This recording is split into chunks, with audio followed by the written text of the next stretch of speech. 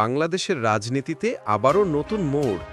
আগামী জাতীয় সংসদ নির্বাচন সামনে রেখে এবার এক গুরুত্বপূর্ণ ঘোষণা দিয়েছে গণ অধিকার পরিষদ। দলটির সভাপতি নুরুল হক নূর জানিয়ে দিয়েছেন, জোটে গেলেও তারা নিজস্ব প্রতীক ট্রাক নিয়েই নির্বাচনে অংশ নেবে। এই ঘোষণায় রাজনৈতিক অঙ্গনে বেশ আলোচনা তৈরি হয়েছে, কারণ বড় বড় দল যেখানে জোটের ব্যানারের নির্বাচনের চিন্তা করছে, সেখানে নূর বলছেন, আমরা স্বাধীনভাবে নিজের প্রতীকে লড়ব।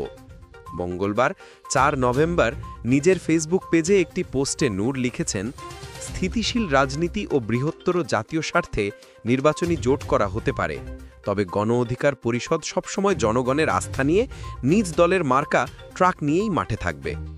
অর্থাৎ অন্য কোনো দলের ছায়ায় নয়, নিজস্ব পরিচয় প্রতিদ্বন্দ্বিতা করবে এই উদীয়মান রাজনৈতিক দলটি।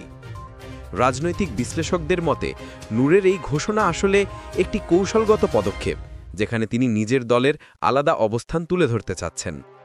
অন্যদিকে বিএনপি গতকাল ৩ নভেম্বর ত্রয়োদশ জাতীয় সংসদ নির্বাচনের জন্য ২৩৭টি আসনে প্রার্থীর নাম ঘোষণা করেছে, তবে ৬৩টি আসন ফাঁকা রেখেছে।